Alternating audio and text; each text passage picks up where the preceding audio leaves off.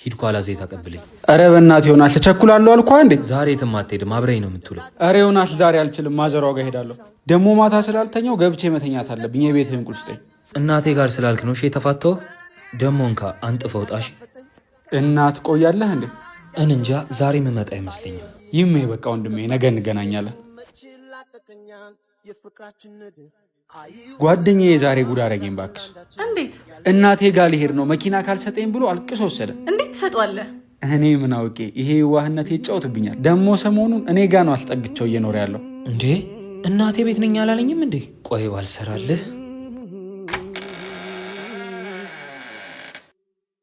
እንዴ መኪናው ሰጥቼው እናቱ ጋር ይዶር አላልከኝም ነበር እንዴ?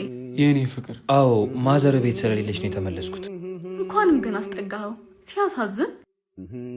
ዋው መጋረጃው ሲያምር። በጣም ነው የሚያምረው። ጓደኛሽ ለፊልድ በሄደ ጊዜ እኔ ነኝ ከኢዚክ መጋረጃ ገዝቼ ሰርፕራይዝ ያለው። ኢዚክ መጋረጃ መጥተሽ የምታጩ ነገር የለም። እኔም ቤቴን ከዚህ ወደዚህ ቀይረውልኛል። ኢዚክ መጋረጃዎች በኳሊቲያቸው የማይደራደሩ ጥራትና ቅልጥፍናቸው በከስተመር የተመሰከረላቸው አሁን ላይ ከተማው ላይ አሉ የሚባሉ ቤቶችን በመስራት ይታወቃሉ። እናንተም የቤታችሁን ገጽታ ለመቀየር ካሰባችሁ ዛሬውኑ ኢዚክ መጋረጃዎችን አናግሯቸው። አድራሻቸው ከቦሌ አትላስ ወደ ቺቺና የሚወስደው መንገድ ኤንቢ ቢዝነስ ሴንተር ፊት ለፊት ወይም ደግሞ በእነዚህ ስልኮች እየደወሉ ይዘዟቸው።